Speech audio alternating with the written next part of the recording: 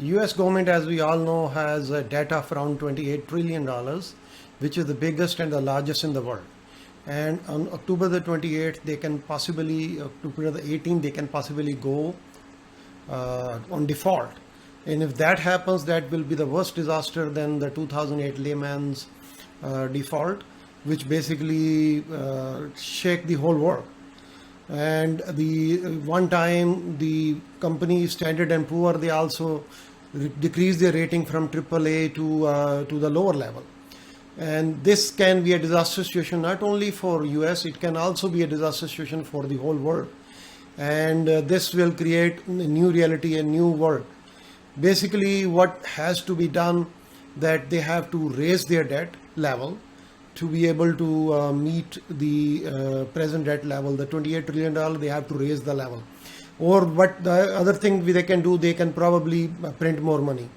Both of these things can result in high inflation in US, and probably it will affect the world, and inflation can come in other countries in the world also.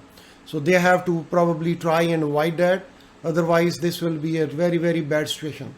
People will try to find a hedge against inflation, and other than many other tools which can be used, Bitcoin be one of those tools which can help people to create a hedge against inflation. Otherwise, their financial situation and their purchasing power will go considerably down.